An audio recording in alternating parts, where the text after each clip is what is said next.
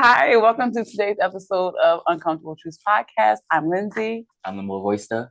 I'm Melissa Drummond. And yeah, so today we're just going to discuss a bunch of topics and see what road that takes us down. That's combo. Yeah.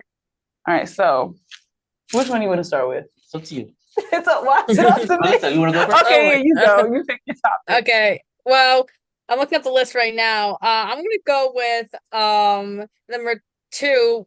Will tricking always be around? And the last one got me interested. Why on men who leave their wallets to impress women? Honestly, for me, if a guy shows how much money they have in their money, they're paying for my lunch, doing this trip, that's kind of a turn off for me because it's kind of like them bragging their wealth, their status. And for me, that kind of sets up like the idea of a relationship in their head because maybe they have a fantasy about me that I'm not going to live up to, or if I break the fantasy, they might not like it. For me, that's a turn off.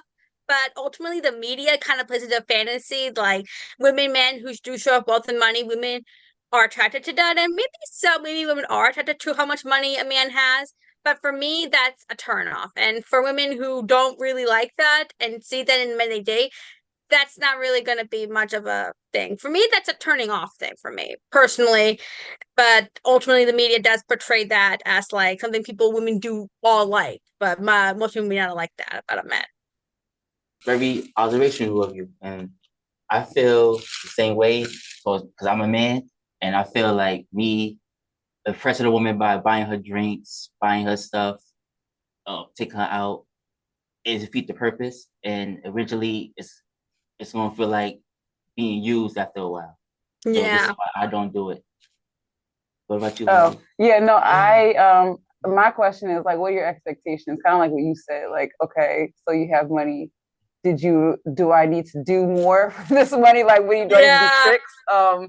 Are you expecting me to do anything? So I think that's the issue. Also, I feel like I agree it is a turn off, but it makes me feel like you're a little bit insecure because Yeah. like, your conversation and your just general existence should be what draws me in. Your morals, your conversation, not your money. I can make money.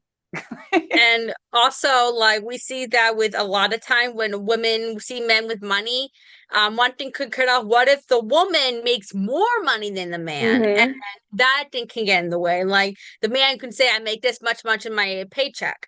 The woman could say something like, "Oh, I make this much," and well, that it's attracted to women with wealth. Men who often feel insecure when the wife or the partner makes more money than them because typically the man's the breadwinner. So it's the other way around. The men will be turned off. I mean, there are some men who like their spouse being the breadwinner. They both think they're money. They're supportive of each other's careers. The man might hold the career a little bit aside so that he can help raise the family, so the wife can succeed, seeing how she's having success and how he's going to be supportive. But more often, a man could feel a little insecure in the other way around that the woman makes more money. That's so true. Lindsay say that all the time. Yeah. Yeah. So, yeah, you're right. Absolutely. So if that's what you're leading with, and I immediately, or not immediately, but at some point in the relationship hits you with oh yeah, I just made $100,000. He's gonna be like, what? Yeah, All of you a get a sudden, you don't paycheck feel or a like the raise big or dog something like anymore. that. Yeah. So it sounds like we're all kind of on the same page. Yeah, kinda, yeah, with that. Especially since while women make money for now more than ever, we have more opportunities for women to make more money, but there's still that glass ceiling. We still have a long way to go. Yeah. But one thing about men making money, a lot of times, if a man was unable to work or provide for a family, a woman would have to step up and become the breadwinner. And people will often say, well, women didn't have jobs back then. If you think about it closely, women of wealth and money didn't have opportunities. Their goal in Right. life was to get married and have a husband. And that's from the society, that point of view. And things like Bridgerton, the Regency era, it's society, upper class women who couldn't get money. If you look at that show broadly, women who were forced to work in the lower class who had to get jobs were maids, housekeepers, teachers. Yep. A lot of times, another option would be selling your body. But that was like there were ways for women to make money. So what really makes it back then more different, it was harder for women to make more money than a man, but a lot of times they would have to get a job in any means necessary in order to help provide. The man, I feel like, will then become threatened when they realize that the wife is now making more money than they ever would have done if they weren't sick or injured. If that was back then. And even in World War II, you know, we had men who were off to war, the women had to work. We had to go to the factories, they had to work. They had a sense of independence, making your own money. And slowly that began a transition of women wanting to make a living, have more money, have more wealth. And slowly they realized we could make money. Maybe not from some man, but I could have some money and something to hold on to just in case something happens. And then eventually, you know, we have like more things breaking away, but slowly women began to have their own money again. And slowly we could make more money. Maybe not, it wouldn't be easy. We still have that glass ceiling, as I said, but we could make money. We could find a way to make money. I do feel like men kind of shot themselves in the foot because, like, for at least as far as we can really think back, men have run society, right? Yeah. So we didn't say the men make the money and we stay at home. That wasn't anything. We didn't have a say. So that being said, men made it so that way a lot of your worth was wrapped up in what you did and how much money you made and how much you provide for your family. So, you know, that being societal norms, kind of, like I said, it kind of shot you guys in the foot because you're like, which is totally fine. A lot of men are just like, I don't want to do all this. And I'm like, I totally understand. But at the end, and then you also have like other people, other men looking at you like you're less of a man because you're not taking care of these things. And it's really just comes down to whatever works for your conscience, whatever works for your relationship totally works. If your wife makes more and you want to stay at home and take care of the kids, okay, fine. I'm not going to judge you for that. We shouldn't judge people for that. If you want to be the breadwinner and your wife is a stay-at-home wife, if that's what she likes to do, great. As long as you're not forcing her to do it. Or if you both work and you do 50-50, whatever the situation is. But I do feel that a part of me doesn't really blame men for feeling like they have to lead with money. A part of me. Because this is also something we have to break the cycle somewhere, right? We have to hold someone responsible at some point and end it. But society-wise, historically, that was what your worth was. You were there to provide. You didn't have to raise a kid. You didn't have to cook or clean. But if you made the money, you are a man that is the epitome. Boom, you've succeeded in life. I agree with both of y'all. You're right. Men started that narrative, and so now we got to live with that narrative. And you still got that narrative going on to this day with people who say, I want a woman that's going to stay home and cook and clean and raise the kids. And some people, either especially the ones with the money, they would buy these people houses so they can live that type of lifestyle where they don't have to work, as long as they just look pretty and stay in the house. Yeah. And what you said with the jobs, I totally agree. They all, to this day, they're all jobs still only for, or people think only is for women. Like you said, housekeeping, waitressing, and even dressmakers, fashion designers. They were limited, but there was opportunity. Even not available to all women. Once again, it was mostly lower class women who could get the job. Upper class women would be shamed upon if they even considered one going to university or even consider having a career. And I would not be surprised if you see the show Bridgerton. There were probably dozens of upper class women who do take on a mantle of like a secret name to do a gossip column or become a secret writer in order to have a little bit of money, in order to give some sort of independence. I would say not all women of the society, but the few women who were willing to risk it all to break the rules. Yes. I used to work with dog daycares, and they got a front desk. And I probably worked at six or seven different dog daycares. And this person that ran that front desk was either a woman or somebody part of the LGBTQT community. Yeah, I will say too, and this isn't like in any way like shitting on men, but I do feel like women have always been taught to be more polite and our voices and like, hi, how are you?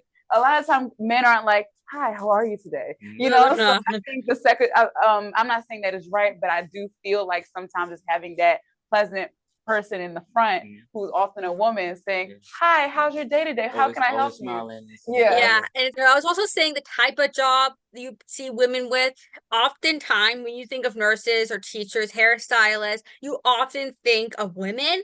And there are certain roles where you think, oh, that's more of a man's job, this is more of a woman's job. And like women jobs I feel like have always been like hairdresser, fashion, nurses, and you always see them like as portrayed as women. Like most hospital shows, the nurses are primarily women, Yeah. and rarely do I see a male nurse in there. I'm like, is there it's male nurses? I've been with male nurses before, but Yeah. nurses have often been seen as a women's profession. Now, really, if you think of a male in the medical field, you're thinking, oh, that guy's a doctor. You don't think of a Right, woman. right. You think of it. Other jobs like construction workers or even engineers or plumbers, those are jobs typically seen as male. You never really see a woman portrayed on TV as a plumber who's part of their field or Yeah. a construction worker who's part of her field. You never see that. There's often jobs that you separate with the men and the women, and often I think begins in childhood with the toys marketed it. Because most of the construction stuff is targeted towards male. Rarely do you see anything available to the women or to the little girls. But to add to that, I will say I think a lot of that is parenting because you'll also I think we've all at least seen, if it wasn't in your own household, you've seen a father take a doll from a son, or tell the mom or a mom tell a daughter, oh, we like say I'm sorry. I think of that Friends episode when Ross doesn't like the friend that Ben was playing with the Barbie doll. I was thinking that episode. Yes, for sure. Or you might have a mom say, oh my God, I want to have a little ballerina, and the daughter's like, I just like to play dodgeball. Like, I don't know why you want me to wear this tutu. Yeah, So that was a mistake. I think a lot of it, the thing with society, like I think something we need to do better with as a society is not be in the moment and see what's going on, but really think back, where does this come from? Now, of course, you can't really do that in real time all the time, but I think if we just sit back and think, okay, maybe there's a reason for this, or even the way you think, like there's a reason why we all tick the way that we do. And then oftentimes we can really think back and pinpoint a point in history or our lives or someone else's life who played a huge role in our life, where we can be like, oh, that's where I got it from. And then assess, like, is this right? Is this wrong? Do I want to perpetuate this? I just think that as a society, we need to be a little bit more conscious of what we put out there and why we're putting it out there. If it's something positive and there's a reason for it, then fine. You want to promote education, that's great. But if you want to promote something negative, and it's just, I feel like we should really say, hey, maybe it's not me. Where did we get this from? I mean, the world has been here for how many years? None of us have original thought. Like not no, not, you know, so, 21st century, so and there are still people living in that same 50s ideal of the dolls. Yeah.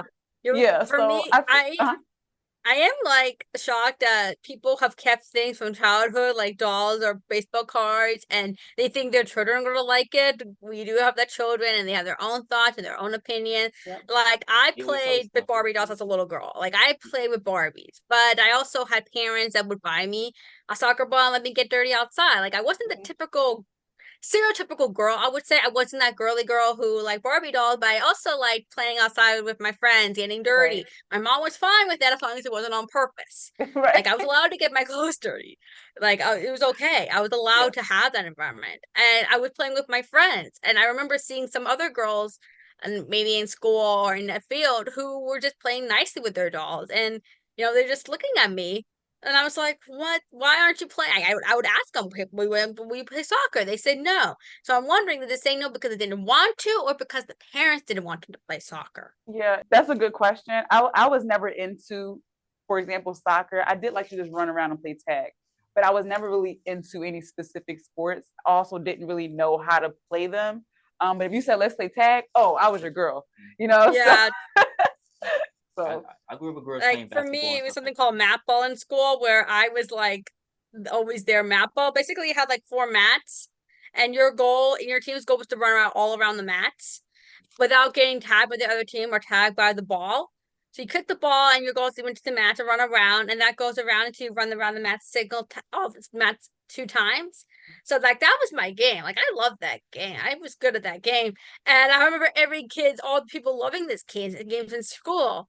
Fast forward to when we leave gym class that day, the girls back to their normal hobbies. They never really talked about that they enjoy playing sports. Yeah. So it's like 2 personas at once. The poor persona that wanted to pursue sports, and the other one who's kind of forced to reel it back in and not really enjoy it.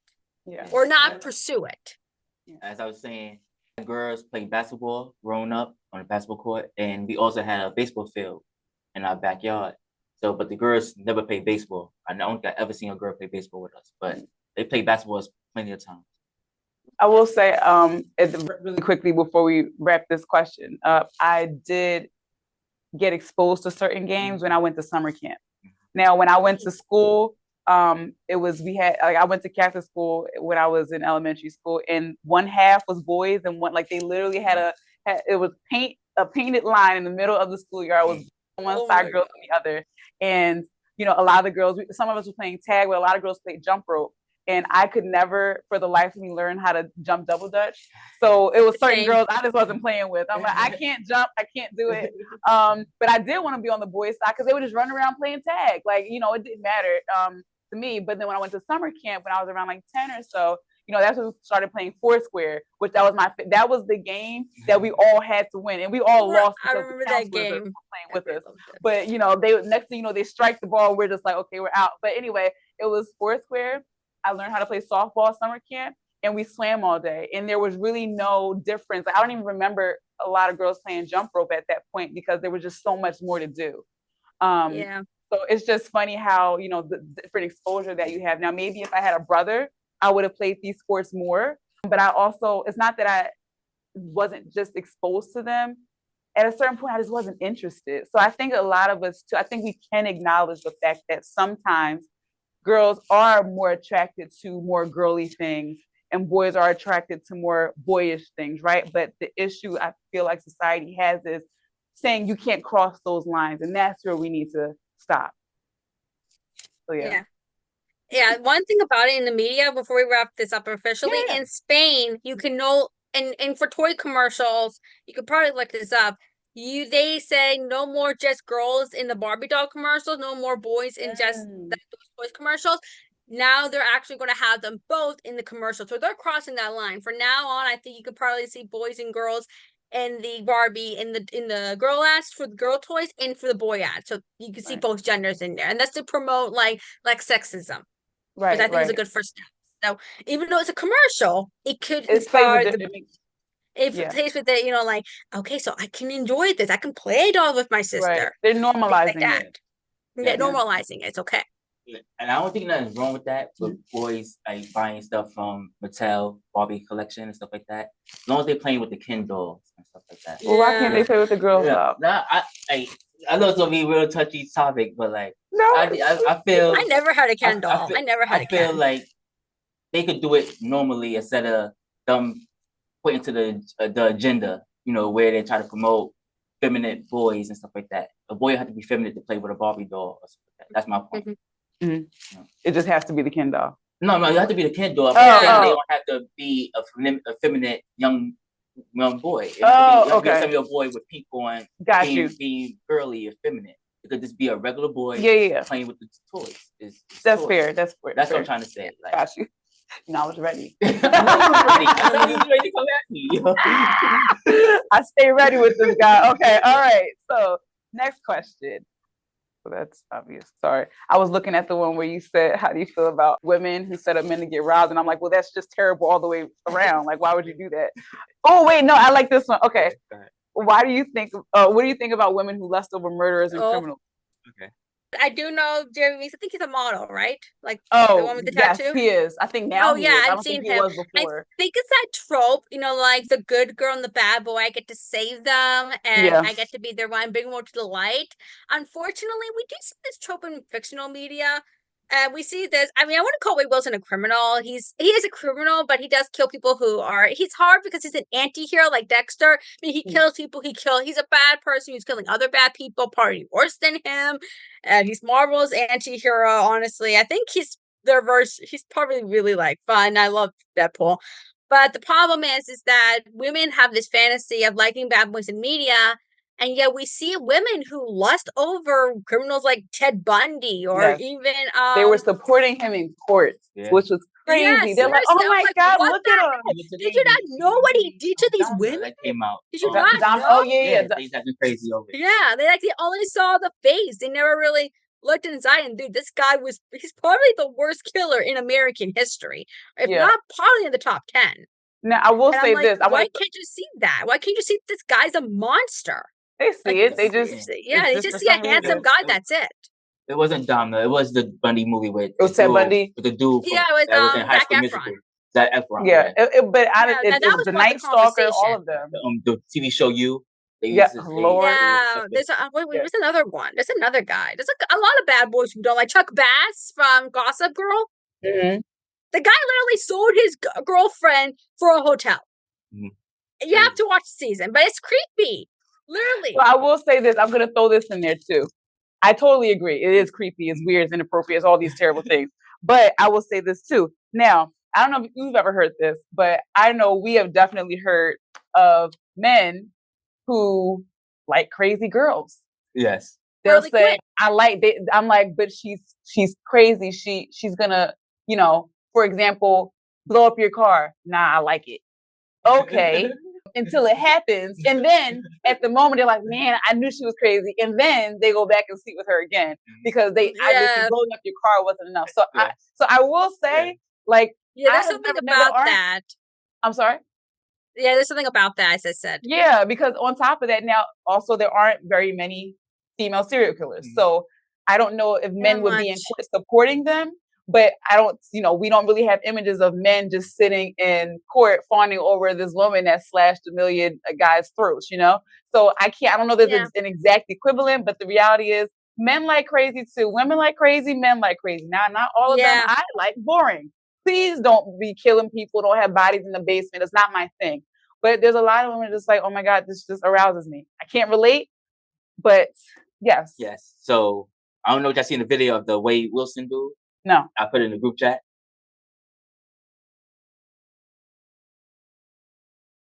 I seen Deadpool 2. I'm seeing Deadpool Wolverine. Wade Wilson. No, Wade Wilson is not from Deadpool. It's a real guy. He's a murderer that's on trial right now. Oh, I thought you meant Deadpool. My bad. Yeah, for unaliving 2 women. He got tattoos on his face, and women in love with him right now. Okay, yeah. Yes, he got spider tattoos on his face. I don't get it. I don't. That's scary. Is it like? Oh yeah, he looks like the Joker. I was going to say that he looks like the Joker. Yeah, like something like that. Yeah. He looks like the Joker, honestly. He looks so creepy. And I've seen people who want to get him off death row, but I'm like, why do you care if this guy lives? Talk about the 2 women he killed. Right. He rarely agreed. focus on the women who he killed. He killed 2 women. Oh my God. Yeah, he looks like the Joker. He looks like the Joker. But they feel very differently about it if it was their sister, their mother. And that gets into a whole nother conversation of it's crazy how we don't have enough empathy for people to say, hey, I'll leave it at people. I am one of those people that enjoys serial killer documentaries and serial killer, yes. I'm not making light of it. I do find it fascinating. So does everyone else that adds to the rating. So, but one could argue, hey, this wouldn't be entertaining to you if it was your family. I totally agree. But a lot of it is just a learning thing for me. It's just, like I said, it's very interesting. However, what I am not doing is making light of the situation and supporting the man. I have never watched a serial killer documentary and said, wow, I wonder what it's like to be with them. That was never my thought process. I said, okay, we'll be looking out for this red flag and that red flag. It's kind of like I'm just putting it in my mental arsenal of, oh no, he likes to kill animals. He's probably a murderer. You know what I mean? So yeah, I don't know what the disconnect is. I think of that line only murders in the building. Selena Gomez's character's opening line. He says, you watch Dateline to learn how to avoid not to get on Dateline. Something like 1000%. that. We women watch documentaries about serial killers, so we don't end up becoming the victim of a serial killer. So all right, so Mr. what is his name? Wade Wilson. Wade Wilson. All right. A short time after. Oh wait, hold on. What do you? Oh, this is kind of like a summary. Oh, okay. All right. So, he killed a woman, last name Ruiz. A short time after. Oh wait, or Melton. Wait, so he killed a few? He killed 1 woman and then 2 hours later. Oh my God. All right. He sounds like Ted Bundy. Okay. Walking along Cape Coral Street and lured her into the car after asking her for directions. See, I also don't be answering directions. Half the time I don't know the directions, but I'm like, I don't know. Even if I do know, I'll be like, I don't know. Wilson beat and strangled Ruiz, pushed her out of the car and ran her over repeatedly. Her body was found in a field 3 days later. Yeah. And here's the thing. I told this to the moral before, I also am afraid of women, old people, children. Everyone is capable of, because I don't know who you're working for. I'm like, who hired you? You know, like this little Mhm. kid coming up to me saying, hey, I'm lost. You're going to have to stay lost, sweetie. I am not walking you anywhere. We can find a police officer, but I don't know if your daddy is Mr. Wilson, you know? So, Yeah, it's but that time or place now with you don't know who to trust anymore, really. no. We don't know, and unfortunately, the media plays a role with bad boys being hot and redeemable. And same thing with like women who are crazy, because oftentimes they're given like a tragic backstory, like the father was abusive, they were neglected by the mother, and you feel sorry for them, and that makes you want to be that woman's prince, whatever, princess or Yeah. whatever, and save them. And oftentimes, it's an excuse for their crimes. Oftentimes, in like other media, that's not really an excuse. Look at the Jeremy Meeks dude. That's his name, right? Mhm, Look mhm. at him. Like he got felonies. Yeah. Because his mugshot, he became a model and he married a billionaire woman. Now I will say that is a beautiful man, but I don't want to be with him. I mean, Yeah. I can say objectively, like, God, he's pretty, but but I'm not gonna be like, okay, let me see what he gets out. I can help, or No. I can be with. That's not what's gonna. He married a billionaire. Nah, He married to no, a billionaire. That's no, crazy. yeah. Meanwhile, we can't And find also billionaires. how the media portrays some of these guys. I remember Brock Turner, when he was convicted of that crime back at Stanford, the Stanford rape case. A lot of media were criticized because instead of showing his mugshot when he was pressed and charged with the crime, they showed his like a yearbook photo of his Stanford swimsuit photo too. And I always wondered, why did they do that? And it's like maybe was it to promote sympathy for him because this is a Stanford guy who's going to lose everything because of yada yada yada. Yeah. Many people were criticized for not showing the mugshot, because when you see the mugshot and you see the photo and you see like his swim photos, it shows two different guys. And the mugshot, it looks like the guy who got caught for who he really was. Yes. When you see the swimsuit guy, you see the all-American boy. So it's like, who did the media want to portray him as? The all-American boy or the criminal? It's like, who do you portray him as? Many people do portray them as the American people, good boys, who are going to lose everything, and now really focusing on the impact of the victim. Yeah. Now that actually is a good segue indirectly into another one of these questions. What do you do on the internet that's different from what you do in real life? So I thought of that because I'm like, oh, they showed this nice picture of this guy who's actually a murderer, and it's just like, but in real life, So I am going to start with you. What do you do differently in real life versus on social media? In real life, I work hard. I work a lot. But on social media, I try to pretend like I don't. Okay. I try to make it pretend like it's easy. And I watch a lot of anime. No one knows that side of you until now. Okay. And why do you do that? The anime is just to relax. No, not the anime. Oh. Why do you make it seem like life is all easy and you're not working hard? Oh, because I want people to make it seem like I'm something. I got a laid back life. I got a laid back easy. I don't want them to know I'm really working 12 hours a day and I'll be tired most of the time. But don't you think they give you more respect for that? I think they should, but I don't think they will. They should. I don't think they will. Okay, got you. Yeah. So it's not that you're not proud of it. You're just like, they may not respond to. No. So I just try to act like the suave guy that say the cheeky things. Right. But really, I don't really mean no cheeky things, I'm saying. Okay. How about you? Is there anything you do on social media that you don't do in real life? That's honestly not much. Okay. I try to be as I am in social media as I am in real life. I don't really try to lead like a double life. However, the one thing I do try to avoid posting on social media is that I'm a lover of true crime. Like, I watched all the History of Criminal Minds. I watched every episode of 2020. I watched every single Criminal Minds. However, I don't tend to post that on my social media. Okay. Like, I would post like the occasional like feminist on Tuesdays and Thursdays. I post like feminist and LGBTQ plus like things, but I try to avoid talking about true crime, especially if it's like an old crime that's going to get new light or a crime that's currently happening, because I don't know if I'm going to post something about true crime. My posting could actually end up hurting someone that was affected by the crime.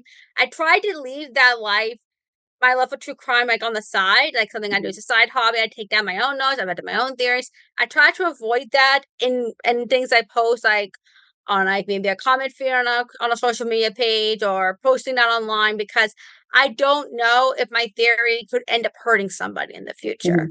So I'm like, I'll just post. I will only like as much as I could, and that's it. I would only like something I find interesting about true crime, and that's it. I try to avoid like getting into like the true crime theory, trying to post like, a photo with a story in the bottom. I mean, I would share true crime stories with my family, but I'm not going to post like random theories with John Benet Ramsey online, because that's still an active investigation. I'm not going to talk anything with the boy in the box, because that's still an active investigation. I don't know if posting about true crime is hurtful, especially since I'm more amateur than the average of the amateur sleuth. Like, I don't talk podcasts, I'll do nothing. I just try to be. I like it, but I'm not going to post anything or profit from it, because it could end up hurting somebody in the future. Okay. Okay. That makes sense. What I do, and I'll preface this by saying that I notice that the more you give people, the opposite of what you want to happen is what happens. So I'll use like Cardi B versus Beyonce, for example. It'll make sense. Beyonce says nothing. People still bother her, right? They have all these ideas of her and all these narratives, whether they be false or not, just things that they put out there, and she responds to nothing. Cardi B, however, tries to be as honest as possible, which I always respected and appreciated, but people tear her down even more because she's giving them more attention. In a lot of ways, I'm just like, Cardi, you gotta stop. It's gonna drive you crazy, not them. So that being said, on my social media, I only post positive things going on. I am a huge fan of being honest. I have no problem telling people that I have a lot of student loans to pay back. I have no problem telling people that I live in a studio in New York City. I'll tell, like, I am an open book. I'll tell you anything, right? Because I feel like I don't find much to be personal, but I don't share that with social media because people can't be trusted with that information, because they're still going to come to their own conclusions that are 1000% inaccurate. Oh, that's why she does it. No, that's not why I do it. I told you why I do it, but you still want to come to your own conclusions. So the only thing that gets posted on there is, vacations and any other fun things that I'm doing. I've even stopped reposting posts that I've seen that I agree with, because I used to really enjoy going back and forth with discussions, but now I'm just tired. The world has gotten more and more toxic. I have less and less energy. So yeah, put all that together and I'm just like, yes, all Lindsay does is vacation and go to events. That's all I do. And if we are cool, then you know what goes on in my personal life, which actually isn't bad, but people can make even the most simple things. Like, for example, I pay $1,200 a month in student loans every month. That is not embarrassing. It is what it is. I'm a part of a large group of people. That being said, someone will try to make that negative in some way, or be like, well, she must not be paying them because she's on vacation. No, I just saved up money to go on vacation. Like, it's just the craziest thing. And I can totally understand why Cardi B, as an example, is like, no, I'm going to explain. I'm like, you cannot give this any attention. You just can't, because it's going to drive you crazy. You're one person and they are one of 10,000 that just like screwing with you. So that's what it is. On social media, I am a rich single woman with no bills and no responsibility. You're so great about that. I had my first couple episodes with a girl, she was talking about Cardi B, and she was saying how Cardi B always contradicts herself. She may be like, I'm leaving Offset, and then that they back together, and she always accepts them to like cheating like that. Yeah, in reality, she doesn't owe us that information. And would we have less to say, whether it be on social media, literally, because I'll have things to say, but I don't post it. Like, why would it? That's not, I hate commenters, but, I say it in my head. I'm just like, you need to stop taking him back. But why do I, as someone who's never met you, know what's going on in your marriage? Yeah, and not you, but this question is perfect for the people that does that. They may go online, like, you're taking that cheater back, but the person that just posted that probably took their cheating boyfriend back 1,000%. 30 times. At least he has money, right? Like, you're taking a guy back who you have to support. Yes, so, exactly. Geez, and then that's another thing. It's infuriating because people are lying. I always say everyone's lying, and it's totally fine. Like, and we do it for different reasons. I lie because, or at least, in the non-traditional sense, what I was just talking about on social media, because I just don't want to hear the bull crap that I know is untrue. And I can tell you the truth all day. You're still going to feel how you feel. And then you have people that are straight up lying. I have no bills. I have no this. My marriage is perfect. And in reality, it's not. Yeah. But here's the thing. You can also just not talk about it. Like, that's the thing. No one asked you how your marriage is going. I never asked Cardi once, hey, how are you in Offset? I don't care. It doesn't pay me. But that's what she decides to come out and say, oh, I'm done. And then she goes on lives. And I just really think that her peace would be more protected. And she's not the only celebrity. Meg Thee Stallion too. I feel like her peace would be more protected if they just didn't acknowledge certain things. But I think that comes with maturity. It also comes with just being tired. Experience too. And also I can say I have never been famous. So maybe that's how you respond. But I will always, should I ever become famous, I will always lead behind Queen B. Don't say a word. You think Jay-Z's cheating every day? Fine, he's cheating every day. You think my kids are crazy or bratty kids? Fine, they're crazy and bratty. I'm going to go on this boat and be left alone in paradise. Yeah. I just see the post about Blue Ivy, and it's like she worth like probably $400 million already, and she got 20 homes. It's just like, it was just where'd she get 20 homes from? Jay-Z. Oh, okay. And then wait, and that's another thing. They also always have a reason as to why they think that. Yeah, because you know. No, I don't know. How do you know? I don't know. We don't know the full story. Right, exactly. So yeah, so I think we all do it, but for healthier reasons. We're not out here not to post everything online. Yeah, we're not lying and saying we're millionaires. We're not lying and saying anything crazy. We're just trying to protect our peace and our business. Your business is your business. Yeah. Melissa, what's your thoughts on that before we move on? For me, I tend not to post a lot of I post photos of my family online. But one thing as I got older, I mean, I grew up in the YouTube rising era of like YouTube families and everything. And I often dream of one day having a family channel. Looking at that now as a 20-year-old who is in college, as a recent 23-year-old who's graduated from college, I would never, if I ever have another Instagram where I'm going to post about my family and my kids, because I do want kids in the future, I'm going to be like, I'm going to make that private. It's only going to be for friends and family and people who I trust. I'm never going to post it online because I don't know who is liking my photos, because there are some men who would like certain photos of my kids online.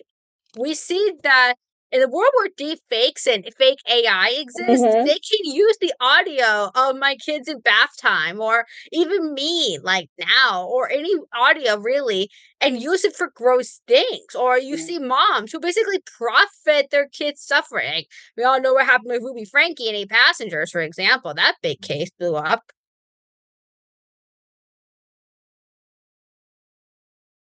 With the family vlogging channel. So it's like, there are just some things. If you're a parent and you want to post about your kids, great. Make that private. Don't profit from your kids, because it will backfire one day, maybe. Maybe not for you, but at some point, a photo or an audio could be taken for a really gross or bad thing. Yeah. Especially for entertainment, honestly. Because it will be used for something gross with the rising in technology, and it's hard to find out what's real and what's not. I would hate for a photo of my kids to be used on like a porn site, or something for child pornography and is not real, and they find us my kid. I get in trouble for it. I can go to jail. I'll only to find out, oh wait, the photo's fake. It never happened. Right, but I'm already in jail, and they already took my kid from me. Yeah, exactly. Yeah. Especially in the world with fake eyes. One thing I would change, I would like, more has to be done in order to ensure like kids' safety are safe. If you want to post your kids online, great. But I would try to make it a little more private. You want to make it public? Okay, just be careful. I will say a big thing is I don't ever understand how people have pages for their kids. Or say ran by parents or something like that. Yeah, unless it's a kid that like is a famous kid and you're their manager or something like that. I find that a little bit weird. On top of that, like I remember I was listening to an interview with Kehlani, the singer, recently, and I don't remember if she was saying that she's taking her kid off social media, but what she was saying was she does explain to her daughter, like, there are going to be strangers that know your name, so you can't. And she's like, she's a friendly kid. She goes up to anybody. She's like, you can't do that. I don't care if they know your name. And she's too young to really understand, okay, my mom is famous. They know my name, but doesn't mean they're your friend or that they mean you harm just because they know your name. So those are things that are important. No, but you're absolutely right. Honestly, social media and all of this technology is developing way too fast for us to come up with ways to prevent this craziness.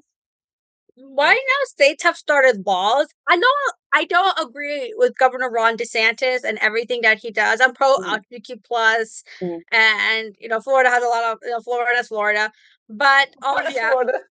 yeah, but they did pass a law saying a kid has to be over the age of like something, I think 12 or 13, and maybe don't look it up, make sure I'm right, that you have to be over a certain age in order to have a social media account. With that. Now, keep in mind, Facebook did the same thing, and in order for me to get my first Facebook account, I had to use a different birth date, like a different year, in order for me to get my first Facebook account. So it's like, yeah, you have this law, which is great. I do think kids have to be over maybe 12 or 13 to learn the ropes of social media, because then the parents can help a little bit. But also, kids can always lie online. They can lie about a birth year or a date. I mean, literally, like we could create a fake account of a kid, and with a different birth date. It's that easy. No one's gonna double check. If any year past, the age of, it's really not hard. You can 1978, all you have to do is like 1940. go up like one more year. If you have to be one more year to be 12 years old to have a Facebook account, according to your last date, you could always lie about it. And it's that easy to create an account and your parents not even knowing about it, about another Instagram or another Snapchat. I mean, I did not have Instagram until I was 20 years old. I was 20 years old when I had Instagram. Yeah, but even as a kid, I wasn't into social media. I'm into it now, but I was not into social media when I was a kid. Like I was not that girl. I was YouTube only YouTube. But even as a kid, going to a porn site, like what it says, 18. You just say no. Say yes. You just say yes or no. It's easy. You'd be surprised. YouTube, when they first created YouTube and did all these blockers, my mom, you should be surprised. I was at 12 years old when I started watching Game of Thrones on YouTube. And it was easy. If I couldn't click on one video, I just clicked on another video and I would watch it. It was that, like, my mom was like, "We're not 12. She thought about the year the show came out and it was like, wait a second. Wait. And then it started clicking. I was 12 years old when I started watching this. Guarantee my mom saw me seeing some videos, things like that. We've talked. But it's like, it was that easy for me. And it was also easy for me to keep it with my parents because all I have to do was delete the search and that's it. Yeah. I was watching Game of Thrones. It also depends on who your parents is. I couldn't watch Pokemon as a kid. Pokemon, Yu-Gi-Oh! Because Pokemon was Pocket Monsters in Japan. Yeah, Japan, it says Pocket Monsters on the card. Okay, what's wrong with that? Monster. My family is very religious. So okay. I was like, Pocket? I was like, is it dirty? And, okay. Look at Pokemon, basically like little demons and stuff like that. So I couldn't watch it as a kid. Nothing Buffy, Angel, Harry Potter, nothing demonic, Twilight, craft, sorcery. No. So it all depends on the period is. And my mother was very strict on that too. She'll rip out plugs. She'll cut cords. My PlayStation cord once got cut because I was playing a game that had like demons in it or something like that. So like, my God, so no Halloween either. No Halloween. No. You Jehovah's Witness? No. Oh no. Just Christian. Okay. That's crazy. Well, Pentecostal. Okay. Got you. Yeah, because it is like what we deem inappropriate for kids. Yeah. It could be for any reason. Like, I do see how certain shows, like, you don't want a 7-year-old to watch Breaking Bad or Game of Thrones or whatever. But yeah, you have some parents who don't want their kids, their 18-year-old to watch those shows. I'm like, dude, they're 18. They're probably old enough and mature, and they're mature enough probably to enjoy this show. Yeah, they probably tell them what not to watch. Yeah, these kids are already having sex, so they can watch Breaking Bad. We find a way. We find a way. We find a way. My daughter wanted me to buy her Sims at I think she was like 13, something like 13, 14, and I refused to buy it for her because Sims, you raise family, you get jobs, you also can have sex in the game. So if you have sex in the game, it's like brush shoes, like how you like you see nothing but like dust and you see little words and stuff like that. And you're like, she's pregnant. So I refuse to buy it for her. Is this actually a kid's game? Sims. No, Sims. It's like a Sims. Oh yeah, I remember Sims. Right? Yeah, I think Sims is also allowing for poly relationships in their next game. I wasn't a huge game person. I was either reading I the was book into or the watching Wii. the I But was you know video. what never I'm into talking about, Sims. right? I was into the Yeah, Wii. it's like a Is it has a little thing on your head. Yeah. role play. It was like role play. Basically, you that person, you can have a job, you can drive a That's car, you crazy. can And build a have house, and sex. you can kill people. Yeah, it's weird. Yeah, Whoa. you go I thought that let it your was guard all Wait, up fun. and was stuff like that. this the game? I don't remember if it was serious or not, but it was something going on, and I think there was a gang sexual assault on one of these games, but it wasn't real, but it was like kind of. Does that I sound know what you're talking familiar? about, but it wasn't Sims. It Was wasn't But I know what you're Sims. talking Okay. about, though. I know what you're talking about. Okay. And I don't remember what actually happened with that because I'm Yeah. like, I can see how that definitely does kind of cross a line. I don't know Yeah. what line that crosses because they're not real. Yeah. I think you're talking about Red Dead Redemption or something like A girl who's not even 16 years old got gang violated in virtual reality, and now the police are involved in this. Now, this incident took place in the UK, and this is the country's first case of SA in the metaverse. Now, although she didn't suffer any injuries because there was no physical attack involved, she is said to have suffered the same psychological and emotional trauma as someone who has been SA'd in the real world, as the VR experience is designed to be completely immersive. Now, this happened in the metaverse on a MetaQuest headset, and firms in the UK are calling on tech companies to protect children in the metaverse. Now, we don't know too many details regarding this case, but it is believed that it was a group of adult men who essayed a young girl in the metaverse. Now, although this is the first recorded case in the UK, SA in the metaverse has been going on for a few years actually. Now, the police are taking this real seriously because online abuse is linked with physical abuse in the real world, and it can have a devastating impact on victims. But there are people out there who don't believe this is considered SA because nothing physical happened, and not only that, they don't know what the identity of these avatars are. So I want to ask you, is this considered SA or not? I mean, it could make the player who is the avatar very uncomfortable if that's what the other player sees them as. They see him as like their fantasy or something like that. I can see that being an issue that has to be resolved in gaming because I can ultimately see making that person uncomfortable. I do think there is a rule and violation happening. The problem is that video games have come a long way, and I don't know if this is the only case. There's probably other similar cases of similar things happening to women, to other players online. I'm not saying only women, it can happen to male players too. But it's like, it's hard to figure out, like, it does cross a boundary. It can make a player feel really uncomfortable, really unsafe, because, dude, what if this person really wants to do that to me in real life? Or they may feel unsafe. It's like, it does cross a boundary of not feeling safe, unsafe, maybe making a person uncomfortable. It's just that. I don't know if that could be just a crime or not. And it could be a crime there, but you have to really dig deep to find it, maybe. I don't know. Yeah. Okay. So I do. Oh, it looks totally like kid friendly until you mentioned the sex ball of dust. Okay. So I wanted to pivot really quickly because this is an experience I just had on the train. So I live in the Bronx, and the part of the, well, yeah, I guess I'll say the part of the Bronx because there is a part that is not predominantly minority. But so off the train, and we know in New York City who doesn't live here, you kind of just have a look, or it's just a vibe. Not always a look, but sometimes it's like, yeah, I don't think you're from these parts. And you can also tell based off what section of the or what stop you get on or off on the train. Like I can kind of full disclosure, when I'm on the train, I get on to Manhattan.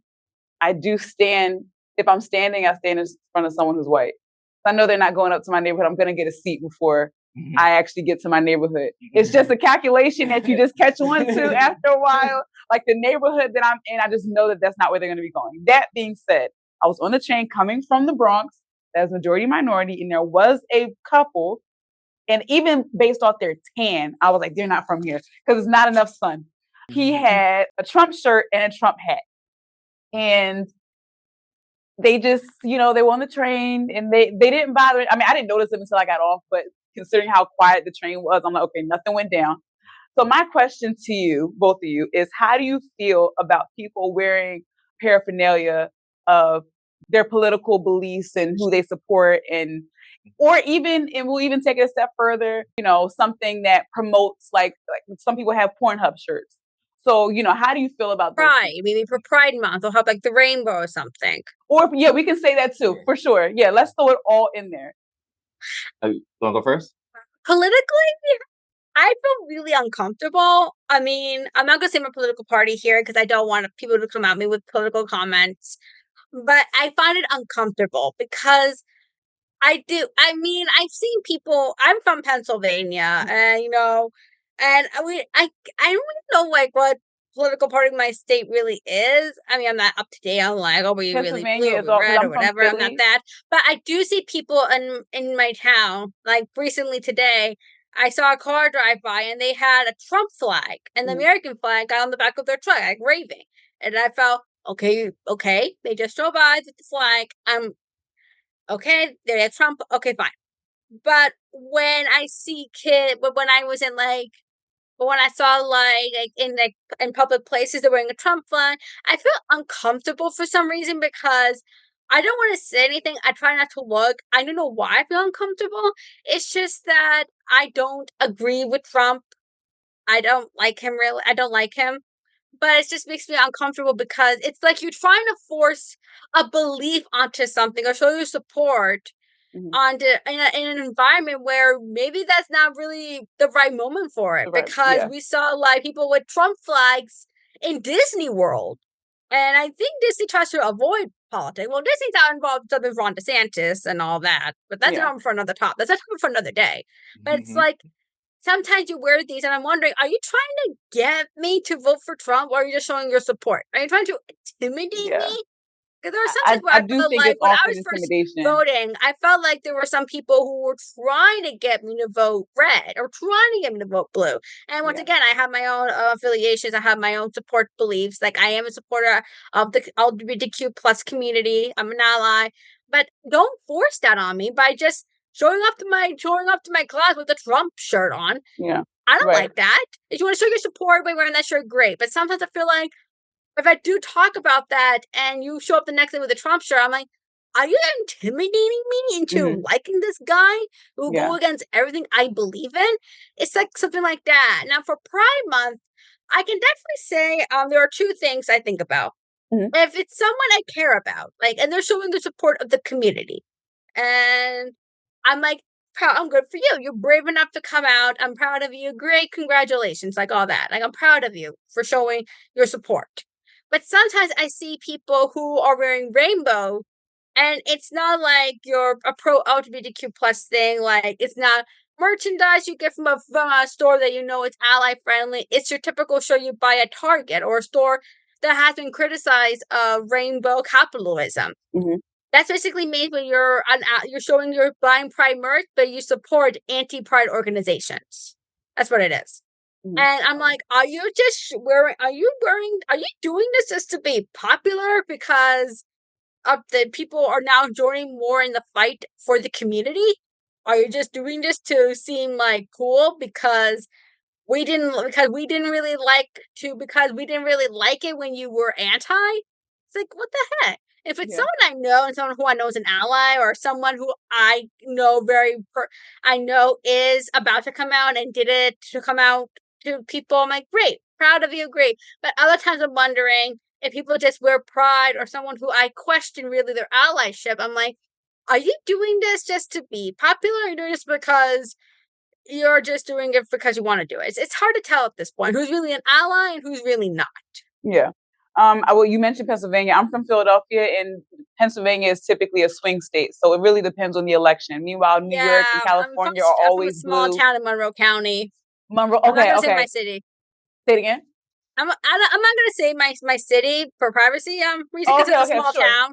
Yeah, Yeah. it's not like Okay. Philadelphia. I mean, it's a small Right. town. Right. Right. And also, I don't live there anymore, so so they'll Yeah, never yeah. find So it's me. like, what the heck? Like, I live in a small town, but it's not one of the I know everybody. I mean, it's not the Midwest where towns are small towns. Yes. Yes. It's Yes. like, Okay. but it's like, it's really weird because it's hard to tell right now. Like some people are pro show their merch. Like I would if I went to a pride event with people recently, and I didn't really have a flag, but I was carrying around like I saw people with like their flags and I'm proud of it. But I'm always in the back of my head, am I thinking like which one of these people who and the people who went like all out, Mhm. and I'm like, there has to be people, and I always see it like around, like not just in my town, I see it all around. I'm always wondering who is really an ally and who's just doing it just to fit in with their friends or not Right. really an ally per se. It's hard to tell, even with political parties. Really, maybe people who do wear political shirts are like, "Oh, I'm just gonna wear the shirt and that's it, but I'm not really voting for this Yeah, person. some of them don't I'm even just actually doing it to vote. do that." Yeah. All right. Well, how do Yeah. you feel? I was looking for a post Mhm. that I posted. Basically, somebody arguing me over the thing I said about Trump. Mhm. And I said he staged the assassination because he got shot in the air. Mhm. I tried to avoid that. I tried to avoid that, but even though I have my doubts, I'd have my doubts. But I'm not gonna say anything. I'm like, oh god, because there's just But some yeah, things. Because everything went his way afterwards. Everything went his way Right. It's after just the yeah. Right. assassination.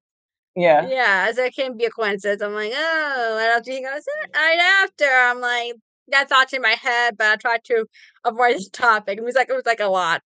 Yeah. Yes. What were you gonna say? Nah, that's basically it. So I can't find it. I wanted to read the text that he wrote, because he's called me a liberal and all this other kind of Mhm. crap. But I had other people in the chat and to talk about like I used to talking about earlier about stuff that's triggering. Mhm. So, like that was triggering to somebody that I posted that and someone triggered and it just went back and forth for about 5 hours, just going back and forth. Dang. See, I don't have, I'm too tired. I'm too lazy. I'm too lazy. I'm like, you're right. You're right. I'm not doing this with you. So I feel like it's a case by case situation, right? Now we're talking about a minority group, LGBT. It's a minority group, at least in the definition I'm using it.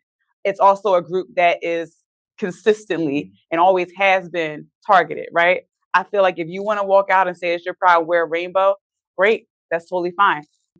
I have never, and I'll identify, I'm a Democrat. I always am. Am I always in love with our candidate? No.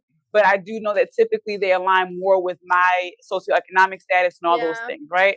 So that being said, I have never once worn a Democrat shirt. It's just not something I need to do. I don't identify. I identify with it on paper.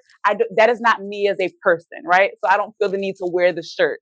Now, a shirt that I will wear, I mean, I guess I don't even know. Like I don't even know what shirt I will wear because nothing do I like. I don't need to wear a black shirt because I'm black. Like you can tell, So I don't need to. I don't now. I will say I've never. I had no issue with it because we were taking a stand at the time. I never owned a Black Lives Matter shirt, but I would have no problem wearing it. But also another caveat to that is I don't want the unwanted attention, right? So we know that in America we like to assault people because we don't agree with them. So for my safety, I wouldn't wear something like that. But if we were in a more civilized country, I may do that because I know that no one's going to hurt me. Now I will say, contrary to what some people may believe, the Bronx is a state, like New York City overall is actually fairly safe, right? Considering how many people are here, how many different types of people, all that stuff. We are a fairly safe place, right? Fairly. I would not compare us to Pennsylvania, right? Or to Philadelphia, like it's much we have bigger. crime. Even here we have crime. Right, for sure. So, with that being said, that couple that I saw felt safe enough doing that. Now I don't know, and also like I said, I wouldn't feel safe doing that. I'm not going to go to Florida and wear, like I said, I wouldn't wear it anyway, but I'm not going to go to Florida and wear a Black Lives Matter shirt because I don't want to get assaulted, killed, whatever it is. The same thing in Texas with pride, because you hear that saying like Californians don't like, Texas don't like Californians because in California where it's so liberal, are more open for the pride, and then you go to Texas and you have the flag, and then in the states very it's a red state. Yep. It's like you're going to see that difference in culture, and it's like I think it could be the same thing in Texas. If you're going to have a homophobic sign outside your lawn, I guarantee you might be treated the same way by California. Maybe not in the tip, maybe not what you're used to back in Texas, but it's going to be like, hey, listen, we don't like that here. We're more pro to so we are allies. We don't like that. Mm-hmm. And the same thing is going to happen when you go down to California, go down to Texas. They'll be like, put that sign away. We don't. They may. I don't know how they would do it. They may say something. Oh, you're supporting this. You're supporting that. Yeah. It's going to be the difference in cultures overall when it comes to supporting. Now, I remember like with labels on shirts. Like I grew up in a school where uniforms were a thing, and back then I used to wear graphic shirts. But I do remember like why that was a problem. Now I see why there's a reason for the uniform, even though I still don't like uniforms. I like to show who I am. I like to express myself.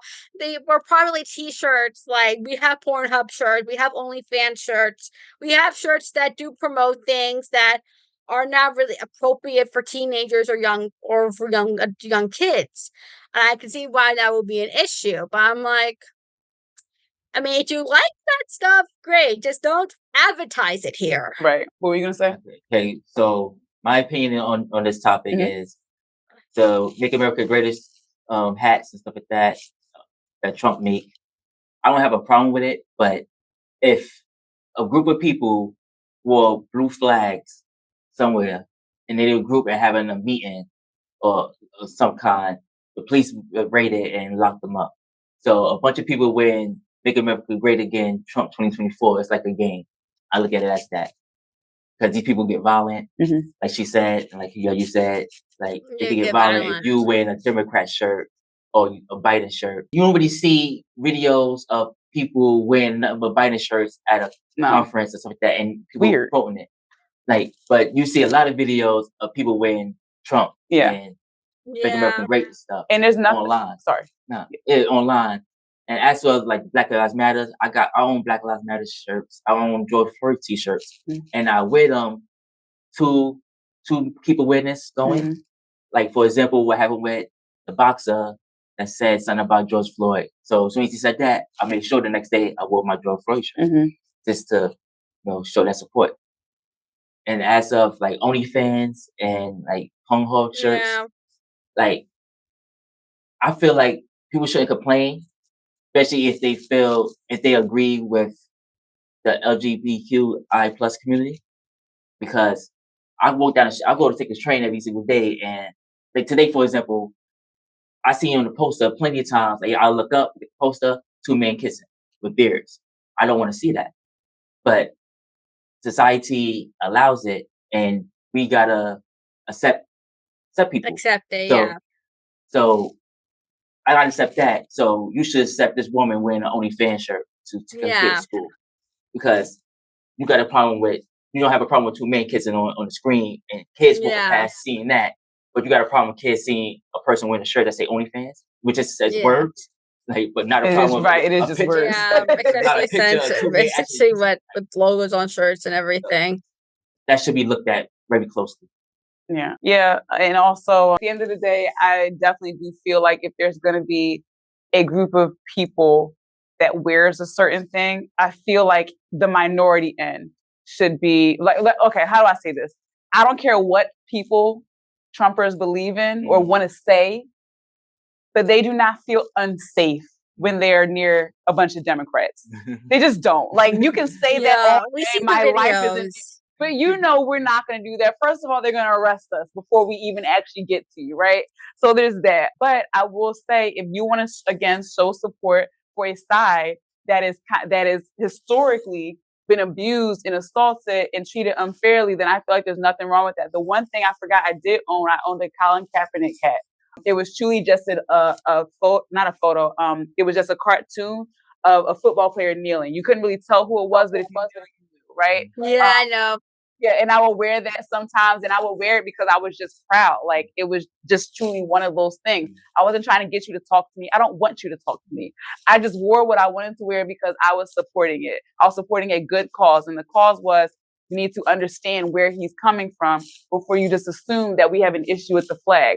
Also, never mind, I'm not going to say that. But that being said, my point is, you can wear what you want. But I think also something that we should do as considerate individuals, believe what you want to believe, but be considerate of who you're going to be around, right? If you're going to if you're going to go to church, maybe you shouldn't wear, if you're going to go to a specific church, right? Not all churches function the same. If you go into a very liberal church, sure, wear that gay pride logo. Yeah. If you're going to go to a very conservative Catholic church, maybe you shouldn't do that, because at that point you're in their space and you're in their competing upon them and how they function. Now, when they walk out into the real world, it's fair game, right? But maybe you shouldn't do that in church. And if you want to take a stand, that's a thing too. But it's a time and a place for everything. Like I said, I'm not going to wear certain shirts to Florida. I'm not going to wear certain things to Trump rally. A lot of that is safety, but it's just like, what's the point? So that's where I stand. You just gotta know where it's safe to be, who you are. Like if at certain churches you can feel safe and being an ally, being a member, and you have to know when that is not okay. You can't just wear whatever you want. You have to know what's gonna happen, because what happens outside, you don't know what's gonna happen. That's what I'm gonna say. Yeah. As for churches, like some churches, like for example, my family church, it's a Pentecostal church. It's in the Bronx, and they say all the time, we want gay people to come in. We want them to come in, but they wanted them to come in so they could try to change them. And I don't think that's fair. I don't think that's fair at all. Like if you want to let them in, you should let them be themselves. Yeah, don't change. You lure them in under false pretenses. Yes. Yeah. So basically, it's attacking them for that. They come in and you start saying, "I'm gonna baptize you. You're gonna get this demon out of you and all this." Yeah. You traumatizing somebody and you attacking somebody. And isn't church about acceptance anyway? I mean, we can talk about these things all day. The reality is, I do consider myself spiritual. I grew up Baptist. I went to Catholic school like my entire life. So it's funny because my family, I'll say a Hail Mary and they'll be like, huh? And I'm like, oh, wait, that's Catholic, so, but it's what I'm comfortable doing, right? So that being said, but I don't really practice, I believe in God and I acknowledge it's a choice to believe in God. Because what I don't like is people who function like, that's the only option. I'm just like, no, religion is a choice. Like it makes you feel safe. It makes you feel grounded. But I could acknowledge, for example, like they're atheists. I see nothing wrong with atheists. I'm like, that's your belief system. It's totally fine. And it makes logical sense. But I can acknowledge that although there is no proof that God exists, it makes you feel comfortable to think that he does, and I don't take it as a personal attack when somebody says that, whatever. That being said, I used to be more well-versed in the Bible, going to Catholic school. Right now, really all I remember is the book of Genesis, like a lot of 6-year-olds, right? But I can acknowledge that the Bible says you're supposed to accept people who they are. All sins are equal to the other. So if you're stealing, that's the same as you cheating. If you're saying the Lord's name in vain, that's the same as you doing something else. Like they're all equal. That's what the Bible said. And it's just very interesting how, depending on the church, depending on the pastor, the priest, whoever it is, it's what he feels, what that congregation feels. And I'm like, if we're all reading the same book, then what's going on? But even that, people find different translations to it. True. You may read it, find something totally different. Absolutely. It's up for interpretation. Yes. I mean, it's not even in today's English, right? It's like reading Shakespeare. And I'm like, yo, you got, I don't understand what we're talking about, but you need the Ethiopian Bible. Yeah, like please make it make sense to me. Like speaking in layman's terms, today's terms, but it's just like I said, very interesting that the Bible and what it stands for varies based on not even the religion, but the physical church that you walked into. Yeah. Like that a Pentecostal will be different than a Catholic. But if I walk into a Catholic church and then in another Catholic church, y'all should be saying the same thing. What were you going to say? Yeah.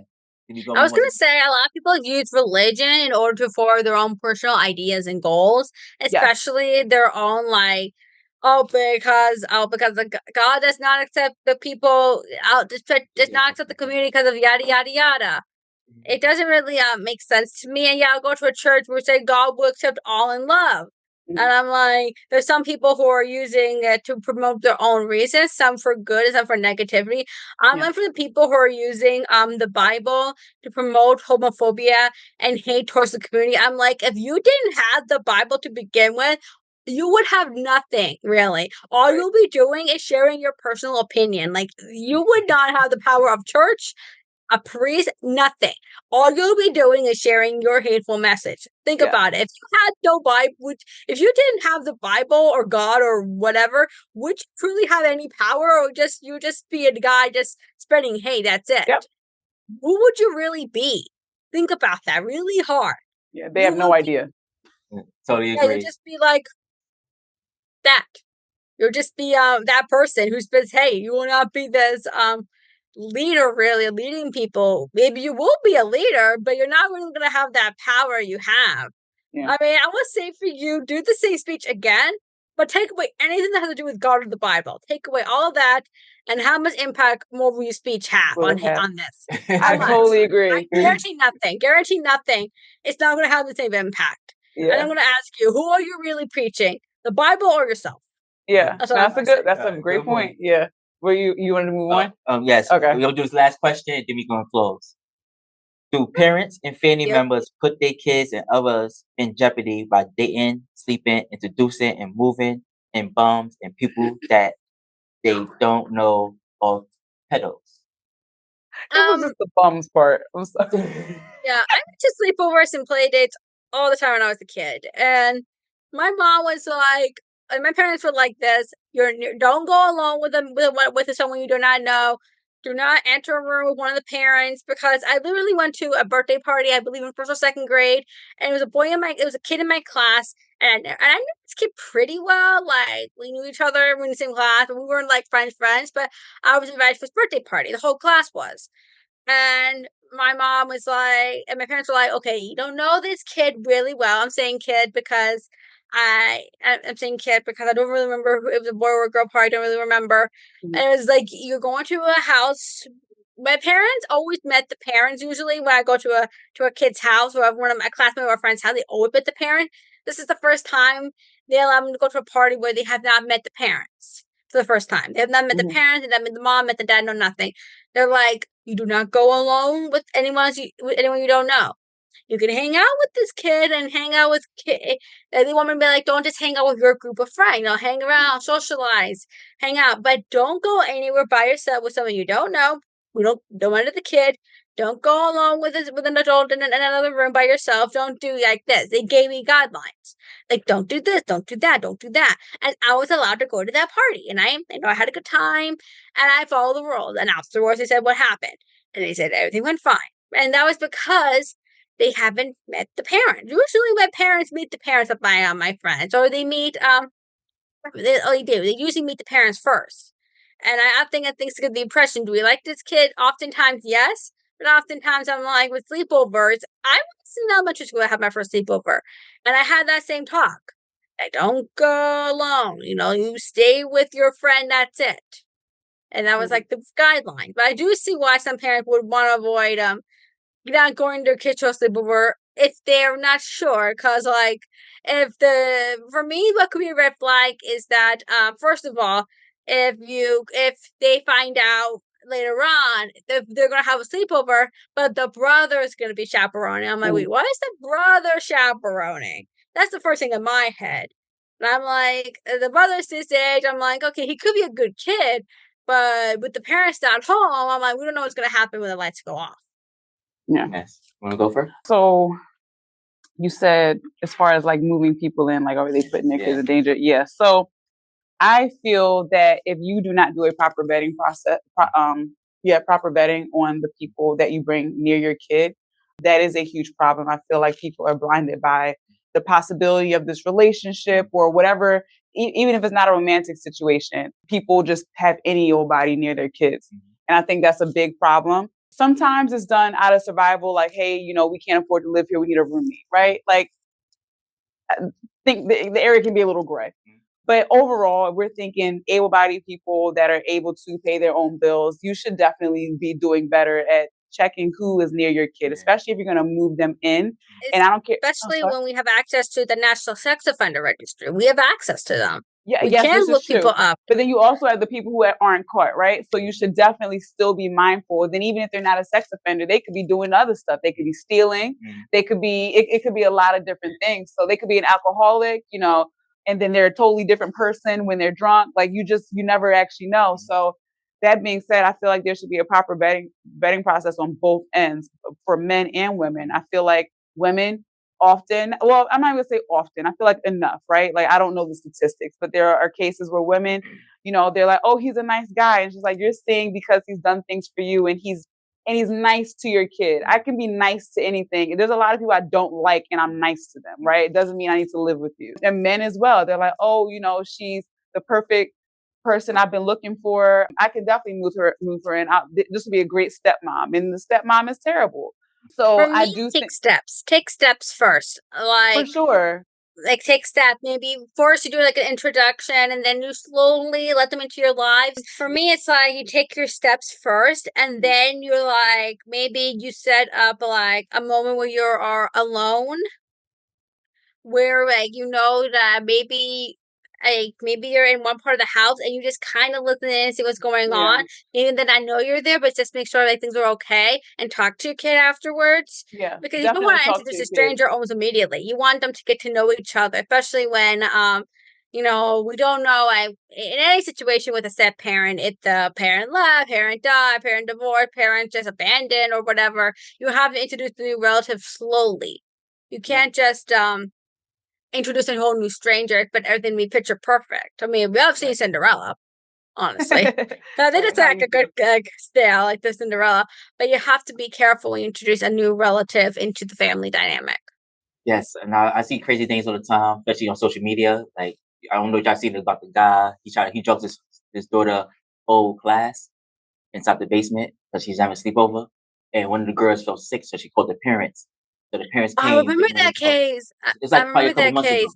He gave them like a smoothie or something, Movie, right? it's a movie. Yes. Yeah, okay. I think I know this case. So the daughter had a sleepover with her friends, and he gave all the girls smoothies. And I don't know if the daughter got the smoothie. I think it was just I don't know if the daughter. Yeah, It was one just the girl friends. called up parents and told her Yeah, that she don't feel because safe no she didn't more. drink She her feels sick. smoothie. She said something was wrong with it to the father, and he gave her a new one. I think it was the same drink she saw.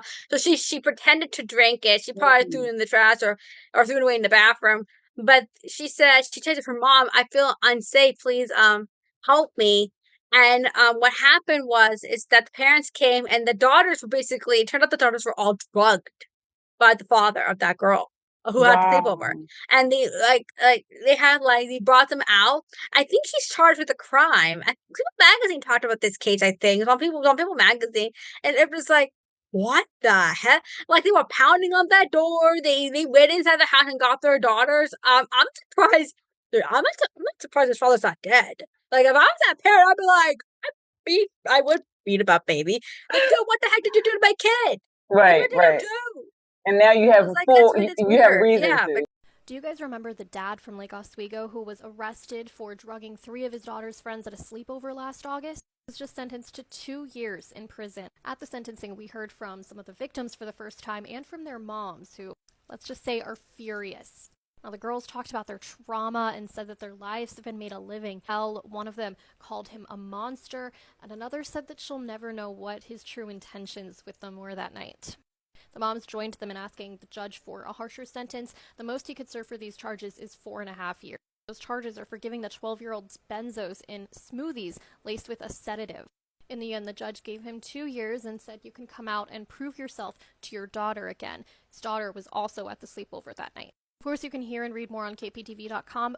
Portland. Wow. Okay. Yeah, and like even on the train, I'd be seeing like a lady would have kids. You could tell she in poverty by the way her kids are dressed and how she's dressed, and she probably have about 5 of them with her. So you know it's a handful for her.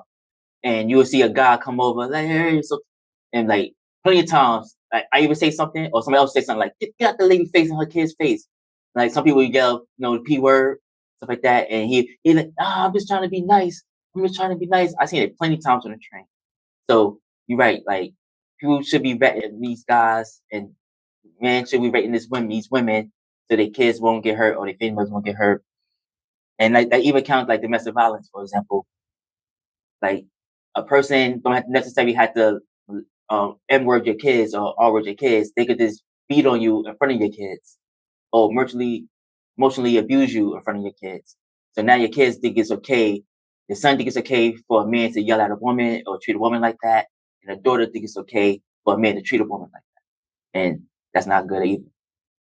That's crazy. I'm reading this. Yeah. So one of the girls texted the mom at 1:43. This is from People Magazine. He said, "Mom, please pick me up." Said I had a family emergency. I don't feel safe. I may not respond, but please come get me. She sent the crying emoji. Please pick me up, please, please. The girl mother sooner or later, the other parents, they arrived at the house to pick up her daughter. They say the father tried to say to come back the next morning, Yeah. It's like but the parents ignored the request. And then, the officers arrived at the hospital, and she was spoken slow. So it's clear these girls were drugged. It's unknown if all the girls were taken to the hospital. Based on the report, one of them was taken to the hospital, but it was like, what the heck? Like she said, she felt him watching him, like watching them sleep, even doing this. and he's sticking his Yeah, finger still on up their their nose. nose to Yeah, see you their, seen they breathing and stuff. I'm like, that's Yeah. disgusting.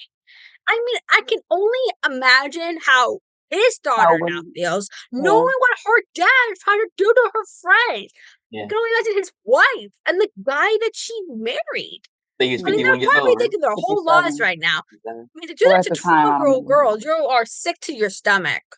You're sick if you do that to anyone, especially a 12-year-old. I'm like, what Mhm. the heck is wrong with you? Like, you did not only ruin your life, but can you Yeah, you imagine ruined what your your kids' life daughter's too. life right now? Plus some- and I mean, plus you her know the friends. father's name out there. The father's name is out there. So it's only one time where people are going to put two and two together. And Yeah, that I'll was be your changing my name. daughter.